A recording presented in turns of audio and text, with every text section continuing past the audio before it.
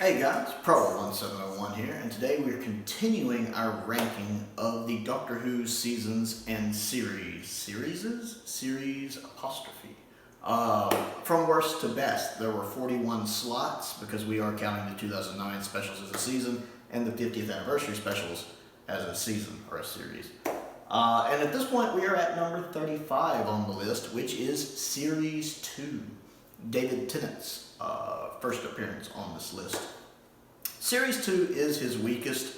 It's really the only one of the Russell T Davies era that I consider a mixed bag. All of the others are pretty much gold. The thing is, there are some really good episodes in here. One of my favorite Tennant episodes, two of them actually. I love The Girl in the Fireplace. I love that. That's one of my favorite Doctor Who stories. It is phenomenal. It's definitely in my top 30 Doctor Who stories of all time. Tennant is really good in this. The woman playing Madame de Pompadour is really good in this. And the chemistry between the actors and the characters is really good in here. I love him popping back and forth between the spaceship and 17th century France. It's a very Doctor Who story. It's one of those things that only Doctor Who can really do, and I love that. And I love the clock creatures, the little robots in it, their disguise. I love them. They're a fascinating concept. And it goes to show how, as the fourth Doctor once said, I forget the exact wording, computers are really just a very, what did he say in Robot? Forget the exact wording. They're really clever, stupid machines or something like that. How a computer is only as smart as it's programmed to be. It only knows what it's programmed to know. And so, no matter how clever you make it, it's still going to be dumb. It has limitations. And, as the 10th Doctor says, nobody told them that the crew wasn't on the menu. So they cannibalized them for parts. I really like that episode. I love the incidental music in this episode. The Madame de Pompadour theme is one of my favorite pieces of music in all of Doctor Who. I love that theme. I have the Series 1 and 2 soundtrack. It's my favorite piece of music on it. And I love all the different variations of it. If they ever released a soundtrack just of this episode, I think I would buy it. I love that theme. It's a fun episode. And it's one of those episodes where we get to see sad Tennant, where it feels really earned. This really is the kind of, I don't want to say emo, but the sad, I'm sorry, I'm so sorry. He says that at least once an episode, practically. Where it really feels earned, and I can understand why the 10th Doctor feels the way he does at the end. Tennant's such a good actor too. He does so much just with his face, much less his dialogue. He conveys a lot of emotions just with a look. It's just a phenomenally good episode. And then, of course, this also has School Reunion. Sarah Jane's my favorite companion. It's an excellent story to bring her back in. We also have the guy who plays the headmaster, Anthony, I believe is his name, who's also, of course, Buffy the Vampire Slayer and Merlin. I like him as an actor, so it's nice to see him in this. He does a good job as the headmaster. The effects for the bats have aged. A lot of the effects in Series 2 have aged not the best, to be honest. I always find it amusing when I see a modern Doctor Who episode that's aged. The effects have aged about as well as the Web Planets. And the bats, man, I'm looking at them and I'm going, need to do some updated effects on this if they ever do a box set. They're fine. I'm not the kind of person who, just judges Doctor Who on the effects. The story's more important. But it just amuses me when people are like, I can't watch Classic Who because those effects are so bad. I'm pointing at like Lazarus Experiment and stuff here like, come on. But the story is phenomenal. I love the chemistry that Elizabeth Sladen and David Tennant have, and that the 10th Doctor and Sarah get on really well. I like the magic that they have there. It's great seeing K9 back. I love watching K9 fight the bat creature, especially that one dynamic shot. It's like an aerial shot where he spins around firing his laser. It's that kind of shot you couldn't have done in Classic Who, so it looks really phenomenal. And it has that sad moment when K9 sacrifices himself. That whole little bit there is really touching. I really enjoyed it. It had some nice humorous bits with Mickey in there. You screamed like a little girl. And and I love the little tension between Sarah and Rose. It's a really, really well done episode. And then you had the episodes. Like New Earth isn't a good episode, but it has some redeeming qualities that I enjoyed, which I rewatched it recently and reviewed it, so I'm not really going to touch on it, but it does some cool things. Watching David Tennant and Billie Piper have to pretend to be Cassandra at parts is really amusing. But it's not really a great episode. I'm trying to remember what else in the series too. The Cybermen 2-parter is pretty good. That is probably the best the Cybermen have been done in Modern Who, to be honest. Their first appearance is probably the best outing they've had. Some people could argue The World Enough in Time, although I think that falls apart a little in part 2. Whereas I think in the Age of Steel 2-parter, they're done pretty solidly.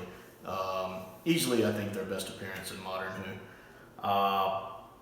The Impossible Planet 2-parter, I used to not think much of it. It was just kind of meh. But after my last rewatch, I have reassessed it a bit. I did enjoy it. It's not top tier Doctor Who in my opinion, but it's still good Doctor Who. The Beast is a great character, bringing back Gabriel Wolfe, who of course voiced Sutekh in Pyramids of Mars, was a stroke of genius. He is phenomenal here. That scene when he is approaching the guy whose name I forget, when he's telling him not to turn around, don't turn around, I'm right behind you, I can just reach out.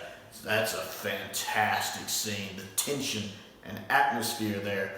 And then right afterwards, when the signs disappear off the pottery and they appear on his hands and he starts freaking out. Best part of the whole episode.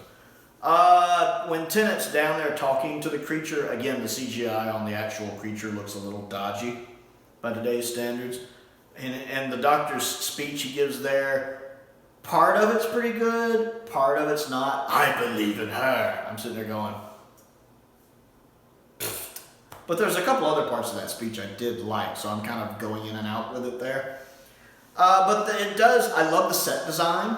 It has this very industrial blue-collar feel to it, kind of like the Nostromo did. So I like that. The set design is really good. The casting is really good. I like the cast here. It's a good episode, and it uses its scare factor pretty well, pretty effectively. But it's not like top tier Doctor Who. And then you have the bad ones.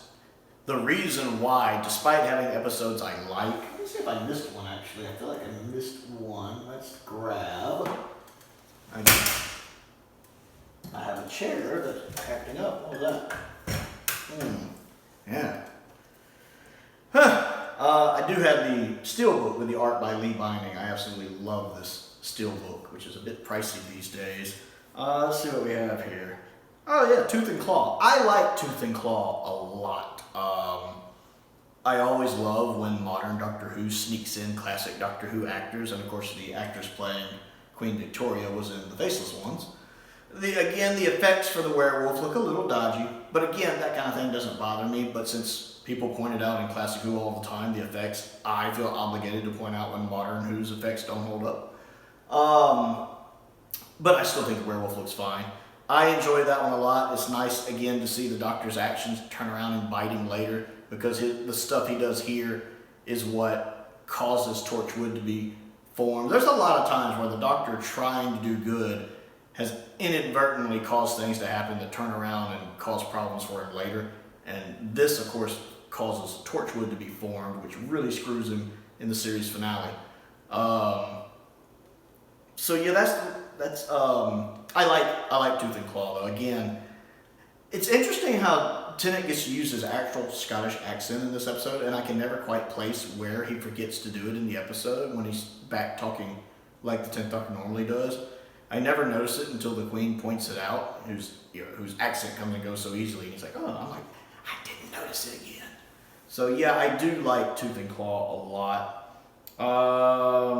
The Idiot's Lantern, I don't really care for. I like it a little more than I used to after the last rewatch, but I don't really care for it. It's an interesting idea, but I don't really care for it. Love and Monsters, I don't like. I know some people will defend Love and Monsters. I don't care for it. The only good thing about Love and Monsters is the ELO music, because I love ELO a lot. I have their 2 CD greatest hits, and I have the Xanadu soundtrack because I love their music. But that's the only thing I like about it. Her being partially regenerated into the head and making we even have a sex life. I'm like, ugh, that joke is as cringe as saying the word cringe. So yeah, Loving Monsters is awful. Loving Monsters is awful. And then Fear Her is terrible. Fear Her is easily top 10 worst Doctor Who episodes of all time. That voice that the little girl has to use when it's the creature talking through her could be the most annoying voice I've ever heard. It might actually beat Jodie Whittaker when it comes to like winning the gold for annoying voice. That, I'm like, oh my God, please stop talking. And just the episode in general is dumb. It has one little moment when the Doctor talks about how, I was a father once. I like that little moment. Other than that, the episode is crap. And then the series finale is pretty good. Again, not necessarily one of the best Doctor Who stories ever, but I like that it's a Cybermen story that unexpectedly turns into a Dalek story. And that cliffhanger where the Daleks come out was mind-blowing at the time. And just seeing the Daleks and the Cybermen in a fight together, I like that. It's a good finale. I did like it a lot. Just a few things holding it back. But it is a good season overall. It ends up here. It's just the problem is that the few bad stories for it are really, really bad. Like, worst Doctor Who ever bad. Or just uninteresting. Like, Idiot's Lantern is just extremely forgettable. Whereas Fear Her and Love and Monsters are just garbage. And again, New Earth. I can always appreciate New Earth a little more right after I watch it, but a week later I'm like, So yeah, series 2. Also, Billie Piper is not as good. I'm not even going to say Billie Piper. Rose isn't written as well in series 2 as she is in series 1. I like her better in series 1 than she is in series 2. I'll say that.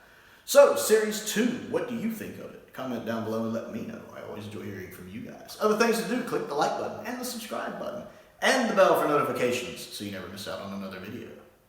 I also have a Patreon if you like what I do and would like to contribute to what I do. There's a link to that down in the description below. That helps me pay the bills. I appreciate that.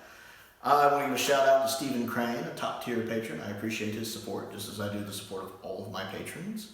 I also have a P.O. box. If there's anything you would like to send me, check that out as well. And there's also a link to my Amazon wish list with several little goodies on there I'd like. Most importantly though, thank you for watching.